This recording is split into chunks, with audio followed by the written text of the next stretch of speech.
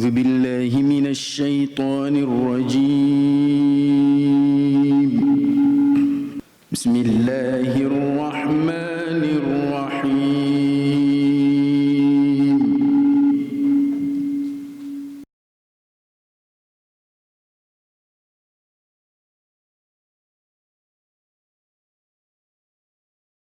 السلام عليكم ورحمة الله تعالى وبركاته. الحمد لله والصلاة والسلام على رسول الله صلى الله عليه وسلم وعلى آله وأصحابه ومن دعا بدعوته واستنى بسنته إلى يوم الدين. أما بعد. Estimados irmãos, antes de irmos diretamente para o nosso programa de tafsir, queria lembrar a mim e a vós sobre um aspecto frequente nos nossos salates. Normalmente nós acompanhamos quando o imam, antes de dar o takbiratul ihram, antes de dizer Allahu Akbar, há umas palavras que profere. Talvez muitos de nós não temos tido um entendimento destas frases, talvez porque elas são proferidas em árabe. Às vezes o imam diz Istaw, istaqimu, wa'tadilu, ou Saw sufufakum, yarhamukumullah. E eu queria lembrar aqui a mim e a vós também, o que estas expressões todas são. Várias expressões, mas querem dizer a mesma coisa. Todas elas inspiram-se numa prática do Nabi alayhi salatu wassalam. O Nabi alayhi salatu wassalam tinha a preocupação de alinhar as fileiras do salat antes de iniciar o salat. E há hadiths no Riyadh Salihin que falam exatamente da importância de nós alinharmos corretamente os safs, as fileiras, antes de iniciarmos o salat. Por quê? Porque quando o imam diz Istaw, istaqimu, istaqimu significa mantenham a linha reta no saf. Quer dizer, não podemos ter um saf curvo, estilo cobra. Um à frente, outro atrás, ou a mesma pessoa tem um pé à frente, outro atrás, ou estão virados para os lados. Não. Quer dizer, todo o nosso corpo tem que se direcionar para o Qibla. A partir dos pés, os dedos dos pés têm que estar virados para o lado do Qibla. Nem para o ocidente, nem para o oriente. O lado do Qibla. É por isso que quando vamos fazer sijda, a colocação das mãos também, os dedos estão virados para o Qibla. Quando estamos no sijda, os pés, os dedos dos pés também estão virados para o Qibla. Quer dizer, um direcionamento total para o Qibla. É por isso que o Nabi dizia Istaw ou istaqimu, alinhe as fileiras. Wa'tadilu. I'tadilu, i'tidal, significa estar corretamente de pé. A não ser que a pessoa esteja com alguma deficiência, ou está doente, ou a idade já não lhe permite. Mas para um jovem não se espera isso. Quer dizer, está ali simplesmente por cansaço, está assim. Não pode. I'tadilu, estar corretamente de pé. No saf. Então, a importância disto, estimados irmãos, é que esta orientação é um complemento do salat. É um complemento do salat. E a maneira como nós alinhamos as nossas filas reflete exatamente a situação dos nossos corações. É por isso que o Nabi dizia: La takhtalifu فَتَخْتَلِفَ قُلُوبُكُمْ. Não divirjam no alinhamento das fileiras, senão vossos corações também vão se divergir. Às vezes, quando olhamos para esta divergência que há entre nós, talvez uma das causas é exatamente esta violação sistemática que nós fazemos disto. Portanto, o imam, quando diz "istau, istaqimu", alguns imãs até dizem isto em português, mas temos verificado que, seja dito isto em português ou em árabe, as pessoas estão ali só, quer dizer, ninguém presta atenção. O imam está a dizer "istau, istaqimu, i'tadilu", está a dar uma orientação. Alinhem as vossas fileiras, mantenham os ombros juntos, alinhem as fileiras, não deixem espaços vazios. A pessoa que está lá atrás pensa que isto não se refere a ele. Está a se falar assim para o ar. Outros até vão ao cúmulo de pensar que isto é um duá que o imam faz para que o salat corra bem. Isto é uma orientação. É por isso que noutros lugares onde as pessoas entendem melhor essas coisas, quando o imam diz "taqimu wa'tadilu", a preocupação é de olhar, cada um olha se eu estou bem, não estou bem, ou se meu irmão está fora, vou chamá-lo a atenção, olha, alinha-te bem. Mas aqui não, o salat começa, outro está lá, outro está aqui, outro está a fazer estilos. Quer dizer, fica mesmo muito triste.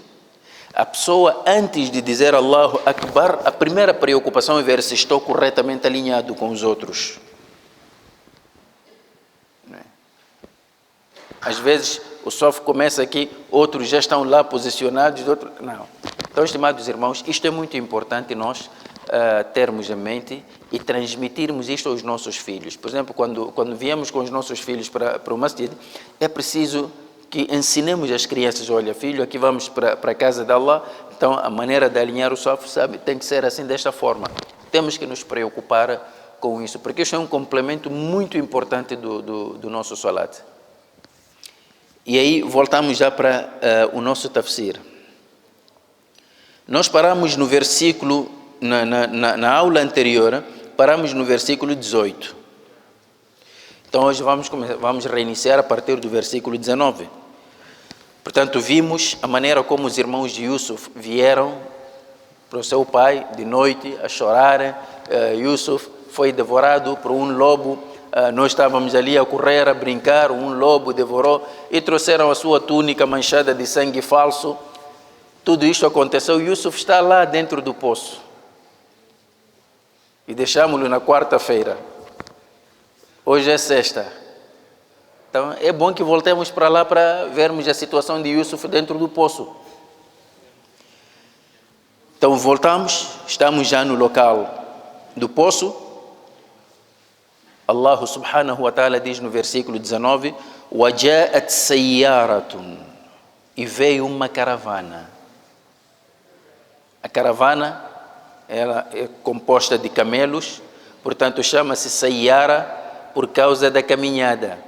E recentemente os árabes pegaram na mesma palavra, Sayyara, para designar uma viatura, por causa do movimento. Portanto, os árabes, quando têm uma coluna de camelos, então chamam isso de Sayyara, por causa do movimento. وَجَاءَتْ سَيَّارَةٌ, então veio uma caravana. Normalmente as caravanas no deserto, elas conheciam as rotas, não é? Saíam de um canto para o outro, conheciam os caminhos, e normalmente os caminhos sempre passavam por onde pudessem encontrar água, porque a água é algo muito importante para quem vive no deserto. Não só quem vive no deserto, mesmo para nós, é importante. Sem água não há vida, costuma-se dizer isso. Imagina agora no deserto. Então, normalmente, ao longo do caminho, ao longo da rota, lá encontram-se poços. E estes poços podem ser poços que têm água subterrânea ou são poços que esperam épocas chuvosas. Então, tem água num certo período, passado o período da chuva, aqueles poços também secam. Parece que este poço, dentro do qual lançaram Yusuf, era um desses poços que esperavam pela água da chuva. Então, só que naquela época não tinha água. Então lançaram lá Yusuf. Então passa a caravana e chegaram, acamparam. Os irmãos de Yusuf estão também num canto para observar o que acontece. Nisto, os comerciantes que vinham com a caravana mandaram alguém para ir ver se encontrava água no poço. Por isso que Allah diz: فَأَرْسَلُوا وَارِدَهُمْ. Então eles enviaram a pessoa que tinha a responsabilidade de prover água para a caravana. Esta pessoa, normalmente os árabes escolhiam alguém que conhecia a localização da água no deserto, a localização destes poços. فَأَدْلَى دَلْوَى. Quando ele chegou, simplesmente lançou o seu balde para dentro do poço. E aqui o Corão Al-Karim não nos fala do que teria acontecido. De certeza, Yusuf, ainda uma criança, quando vê um balde, quer dizer, isto abre-lhe uma esperança de salvação. Qualquer criança, naturalmente, a primeira coisa que faria era saltar e pegar o balde para ver se pode se salvar ali do poço. E foi isso que ele fez. Só que quando o homem puxava o balde, notou que o balde não trazia água, mas trazia um rapaz muito bonito. E Yusuf, Allah subhanahu wa ta'ala tinha lhe dado a dádiva da beleza extraordinária. فَأَدْلَى دَلْوَى. Então, quando ele viu a criança, disse: Ya Bushraya.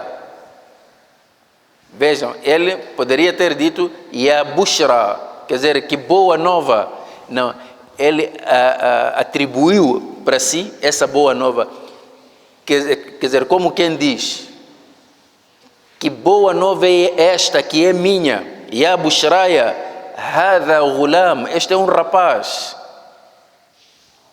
Então o que eles fizeram? وَأَسَرُّوهُ بِضَاعَ. Asarruhu, ocultaram-no como mercadoria.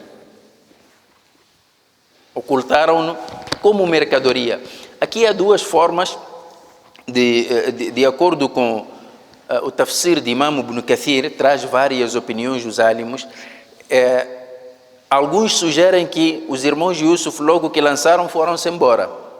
Portanto, todo o cenário aqui desenrola-se entre Yusuf e as pessoas da caravana, os comerciantes.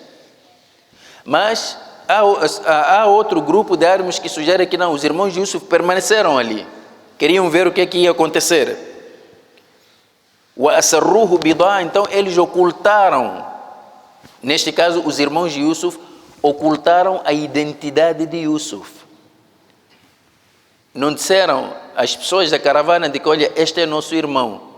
Por isso que Allah diz: وَأَسَرُّوهُ. Ocultaram-no e venderam-no como apenas uma mercadoria, um escravo. وَأَسَرُّوهُ بِضَاعَ وَاللَّهُ عَلِيمٌ بِمَا يَعْمَلُونَ. Enquanto tudo aquilo se desenrolava, todo aquele cenário, os irmãos de Yusuf, as pessoas da caravana, Yusuf a ser tirado do poço, a ser ocultado como uma mercadoria, ser vendido como uma mercadoria, como um escravo, sobre tudo aquilo, Allah subhanahu wa ta'ala estava atento. Wallahu alimun bima ya'malun. Allah tinha todo o conhecimento. Poderia muito bem travar, mas por que não travou? Não. Allah tinha um plano. E Yusuf tinha que seguir esse plano. Daqui a pouco nós vamos encontrar um versículo que é o eixo central deste surat, onde todos os acontecimentos vão desaguar neste versículo. Então Allah diz: وَشَرَوْهُ بِثَمَنٍ بَخْسٍ. Então eles venderam seu irmão a um preço muito baixo, insignificante. Bakhsin, darahima ma'aduda, algumas moedas de prata, dirham, seu plural é darahim, contavam-se. Por que eles venderam a Yusuf a um preço tão baixo, um preço insignificante? Porque na venda de Yusuf, a preocupação deles em se livrarem de Yusuf superava qualquer outra coisa.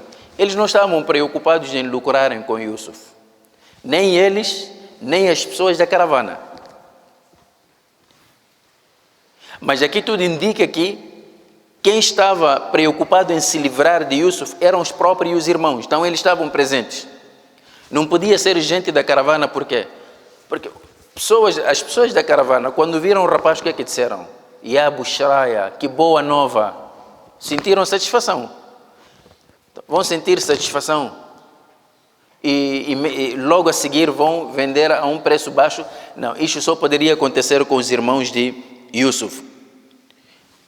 Darahima ma'duda wa kanu fihi min az-zahidin. Zahid, zuhd, o que é? Zuhd é uma prática que os nossos antepassados, né? Os sahabas, os tabi'in, observavam muito este tipo de ibada, chama-se az-zuhd. Az-zuhd, até porque havia uma discussão, quem observava mais esta prática de zuhd entre Umar ibn al-Khattab e Umar ibn Abdul Aziz. Ambos tinham esta prática, mas vamos explicar o que é zuhd. Zuhd é desprender-se de muita coisa legal por preferir Allah. Uma coisa é afastar-se do haram. Não. Aqui é afastar-se do halal por causa de Allah. Um exemplo. Tendo possibilidades de ter casas luxuosas, mas contento-me apenas com uma onde posso me recolher. O resto serve para os necessitados. Isto é zuhd. É um ibada muito complicado, é incompatível com o materialismo. O zahid não é aquela pessoa que deixa de ter, porque, quer dizer, com capacidade, porque ele tem capacidade, se ele quiser pode ter, mas simplesmente não quer. É diferente daquela pessoa que não vai obter a coisa simplesmente porque não tem. Quer dizer, alguém que não tem capacidades de ter uma viatura vai dizer que, olha, eu estou a praticar rebate de zuhd, nem preciso de carro. O problema é que você não tem, nem tens capacidade para ter. Agora, como é que vai dizer que não precisas? Agora, alguém que tenha capacidade de ter e simplesmente diz que não, prefiro que Allah tem, eu não quero sair daqui com cargas pesadas. O que é que vou responder perante Allah? Umar ibn Abdul Aziz Umar ibn Abdul Aziz era khalifa. No tempo dele, as pessoas andavam com seu sadaqa à procura de pobres para dar, não encontravam. No tempo de Umar ibn Abdul Aziz, um dos seus trabalhadores numa região recolheu dinheiro de zakat. Disse: Ya Amir al-Mu'minin, tenho aqui dinheiro de zakat, o que é que vou fazer com todo este dinheiro? Diz que dá aos pobres. Diz que já dei. Não estou a encontrar mais pobres para dar, mas eram pobres dessa altura, não são de hoje. De hoje os bolsos não terminam. Mesmo tendo quer mais. Então ele diz: olha, procura todo jovem que queira casar. Dá para ele casar. Disse: a menina, já dei, ainda o dinheiro tem. O que é que eu vou fazer? Seria bom se vivêssemos nessa altura. Mas não com as nossas ganâncias de hoje. Então, Allah tinha abençoado essa época, porque também as pessoas eram limpas. É diferente dos dias de hoje. Hoje é capaz de vir um caminhão aqui para distribuir produtos para os necessitados. Vai ver que as primeiras pessoas que vão aproximar o caminhão são aqueles que têm. Ninguém diz que, olha, não, eu tenho, alhamdulillah, deixo para o meu irmão. Ninguém faz. Então, zuhd tem dois sentidos. O primeiro sentido, como ibada, é isto: simplesmente querer se desprender de muita carga. porque evita a responsabilidade perante Allah. Outra coisa, zuhd, é desprezar algo. E eles aqui, no contexto do versículo, já o zuhd aqui não é ibada. Não. Está no contexto de desprezo. Quer dizer, eles ao venderem o irmão a um preço muito baixo, insignificante, tinham ao mesmo tempo um desprezo pelo irmão. وَكَانُوا فِيهِ مِنَ الزَّاهِدِينَ. Eles nem sequer precisavam de Yusuf para nada. É nesse sentido. Entretanto, mais uma vez aqui o Corão corta. Passou o tempo, Yusuf foi levado para o Egito com a caravana. Então foi vendido lá como escravo. O Corão vai diretamente para a pessoa que comprou Yusuf no Egito. وَقَالَ الَّذِي اشْتَرَاهُ مِنْ مِصْرٍ. Então, aquele homem do Egito que comprou Yusuf, o Corão nos revela o nome. Mas mais adiante, vamos saber que este homem não era um homem qualquer. Era o segundo homem na hierarquia política do Egito. Tinha o faraó como presidente, ele era o segundo homem. Na linguagem atual, seria o primeiro-ministro. Aziz Misr. Portanto, toda a gestão do Egito estava nas mãos dele. Foi este o homem que comprou Yusuf alayhi salam. وَقَالَ الَّذِي اشْتَرَاهُ مِنْ مِصْرٍ. Então, aquele homem que comprou Yusuf do Egito, logo que viu a criança, sentiu nele sinais de bondade, sinais de inocência. Aqui os álamos dizem que esses sinais às vezes refletem-se no rosto da pessoa. A pessoa que você olha, você logo nota que esta é uma pessoa de bem. E olhas para outra pessoa, você diz que não. Este deve ser algum parente do Shaitan. Só de olhar, não falou, não fez nada. Tu olhas só pelas características. Então, ele logo que viu a criança, Allah subhanahu wa ta'ala colocou o amor pela criança no coração daquele homem. É por isso que ele, quando comprou a criança, levou para casa, a primeira coisa que fez, chamou a esposa e disse: Akrimi mathuahu. A palavra mathua é o local onde nós nos acolhemos. Por exemplo, a nossa casa, né? Ou o masjid, ou onde sentamos, qualquer lugar onde sentimos conforto, chama-se mathua. Então, este homem está a dizer para a esposa: Akrimi mathuahu. Honre a estadia dele. Quer dizer, isto é muito mais do que honra. É muito mais do que generosidade. Porque uma coisa seria dizer assim: olha, honre esta criança, seja generosa para com esta criança. Não, quando ele diz que, olha, faça com que a estadia dele aqui em nossa casa seja generosa. Quer dizer, não só ser generoso para com Yusuf, mas como a própria estadia dele devia ser assim. Akrimi mathuahu. E a razão de tudo isso pode também se revelar naquilo que ele próprio depois diz, porque coincidiu.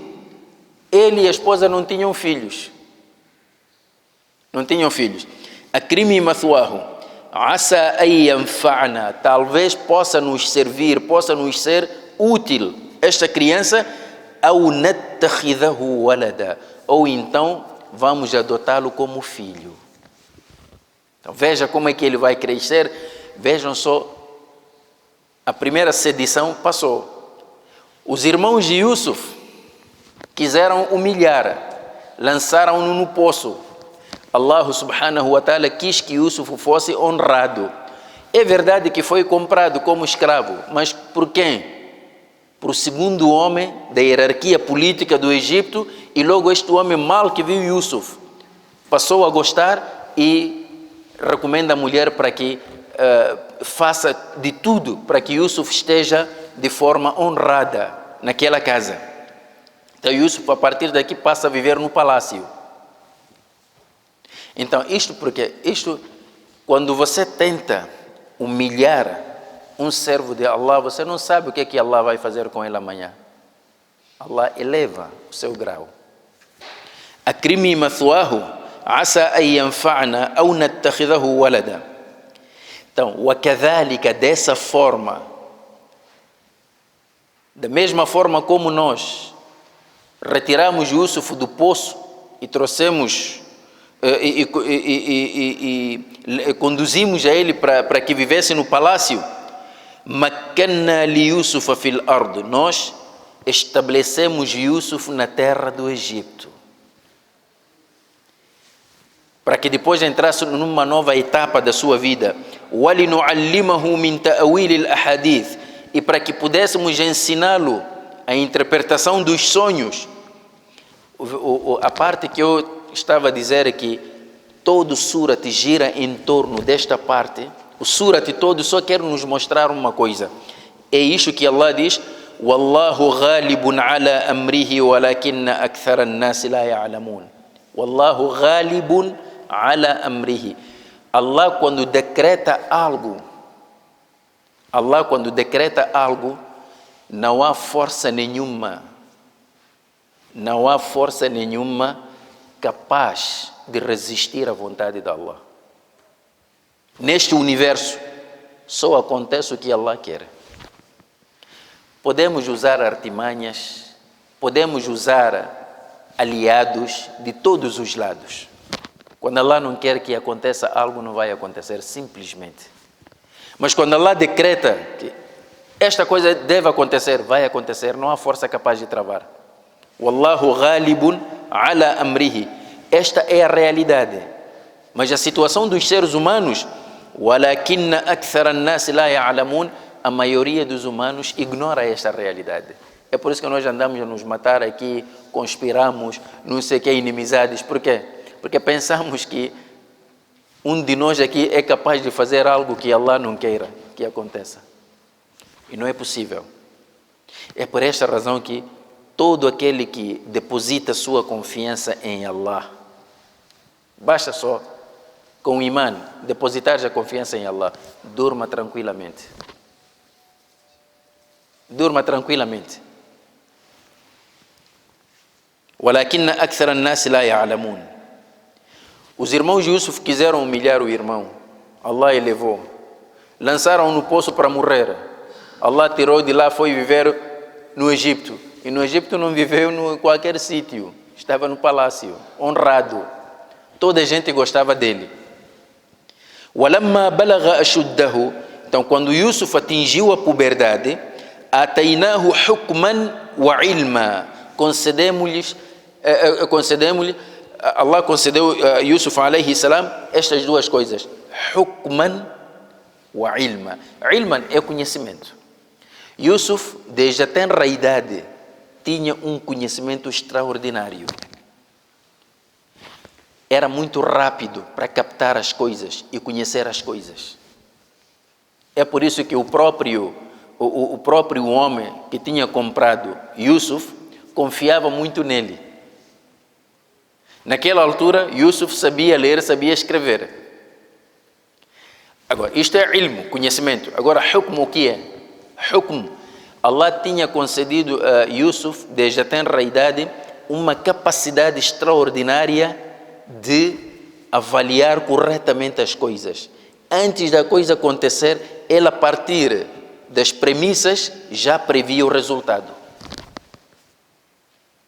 Significa que, como se diz, tinha uma longa visão. Yusuf podia prever as coisas, quer dizer, olhava para as pessoas, escutava as conversas das pessoas, já sabia que este tipo de conversa só pode terminar aqui. Ele ainda era criança. Atainahu hukman wa ilman. Então era isto que atraía mais as pessoas, além da sua beleza. Então o rei confiava muito nele. Atainahu hukman wa ilman. E por que Allah lhe concedeu estas duas dádivas? وَكَذَلِكَ نَجْزِي الْمُحْسِنِينَ. Desta forma recompensamos os benfeitores. Estão a ver a relação, estimados irmãos? Você é bom, tem um coração bom, não tens maldades com as pessoas. Allah recompensa-te com isto.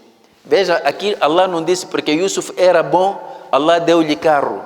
Era bom, Allah deu-lhe casa. Fez dele não sei o que. Não. A melhor dádiva que Allah pode te dar é o conhecimento. O conhecimento. Estimados irmãos, quando estamos a falar de conhecimento, não podemos confundir com outra coisa. Há quem pensa que pegar o Corão, ler e depois pegar a tradução também, ler, conhecer o Corão está a dizer isto assim, assim, pronto, já tem conhecimento. Não é esse. Não estamos a falar aqui de decorar, não sei o quê, não. Conhecimento. Termos uma longa visão é o que nos falta hoje. É o que nos falta hoje. Quer dizer, nós às vezes perdemos tempo a discutirmos coisas mesquinhas quando há coisas mais importantes que nós devíamos fazer. E perdemos de vista, perdemos oportunidade, essas coisas. Por exemplo, só para terminar aqui, o Nabi alayhi salatu wassalam disse: Man bana lillahi masjidan, bana Allahu lahu baitan fil jannah. Aquele que erguer uma mesquita por Allah, Allah também irá erguer para ele uma casa no Jannat. As pessoas, quando ouviram este hadith, disseram: afinal é mesquita, começaram a construir mesquitas até hoje. É muito bom chegar numa zona onde não há mesquita, construir uma mesquita. Mas numa zona onde há mesquitas, você vai construir mais uma mesquita para fazer o quê? Quer dizer, 5 metros já tem uma mesquita, mais 5 metros já tens outra mesquita. E se você perguntar: mas meu irmão, esta mesquita é para quê? Diz que não, porque eu quero uma casa no Jannat. Sabem, estimados irmãos, qual era o papel da mesquita no tempo do Nabi alayhi salatu wassalam? E aí voltamos, quantas mesquitas o Nabi construiu? Masjid de Quba e a mesquita de Medina. Será que ele não queria casa no Jannat? A mesquita no tempo do Nabi alayhi salatu wassalam representava tudo na vida dos muçulmanos. É na mesquita onde adquiriam conhecimento, é ali onde aprendiam. A prática, não é? A teoria, tudo aprendiam. A mesquita não era só local para salat, era também uma escola.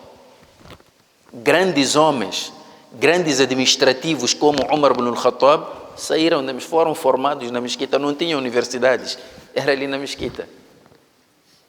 Então, hoje, se você pegar no mesmo hadith, não é?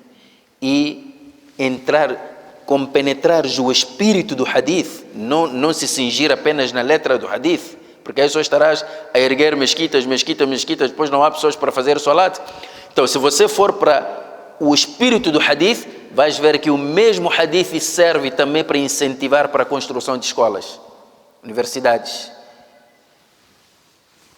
Trabalhar para conseguirmos ter o maior número de jovens muçulmanos com estudos. Daí que nós tínhamos que ter um plano. Daqui a tantos anos, nós queremos ter os melhores advogados muçulmanos, os melhores engenheiros muçulmanos, os melhores agrônomos muçulmanos. Quer dizer, ele é um advogado ou é um engenheiro, está ali a trabalhar, conhece esta técnica, ao mesmo tempo está em condições de dirigir o salat, até dirigir o salat al-Juma, é um álimo. É este tipo, quer dizer, o Islã triunfa com este tipo de pessoas, os muçulmanos também progridem com esta qualidade de muçulmanos. Agora nós temos que nada, o hadith só fala de mesquita.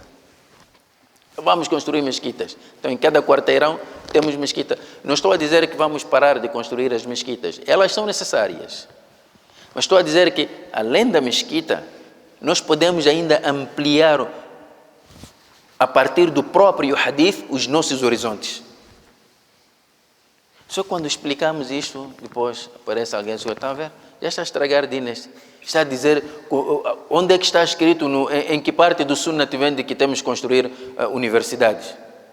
Sim, não vais encontrar universidades em nenhum hadith, mas vais encontrar neste hadith quando olhas para o alcance do hadith, para o espírito do hadith. É por isso que hoje temos irmãos, por não perceberem isto, vêm até aconselhar aqueles que estão nas universidades: vai, sai lá da universidade. Você alguma vez ouviu dizer que o Nabi foi à universidade? Haram. Mas como? Se o Corão diz Iqra, lê. E aqui Allah está a dizer, concedeu Yusuf conhecimento. Então, como é que nós vamos poder progredir sem conhecimento? Então, temos que investir. Temos que investir. Portanto, os políticos costumam dizer a vitória prepara-se, né? O progresso também prepara-se, estimados irmãos. O futuro do Islã e dos muçulmanos neste país depende da maneira como hoje plantamos, a maneira como hoje compreendemos o nosso dini. Então, eu vou parar aqui no versículo 22 para, inshallah ta'ala, na próxima semana, na quarta-feira, inshallah, retomarmos a partir do versículo 23 até lá, se Allah nos agraciar com vida e saúde. Jazakumullahu khairan. Wassalamu alaikum wa rahmatullahi ta'ala wa barakatuh.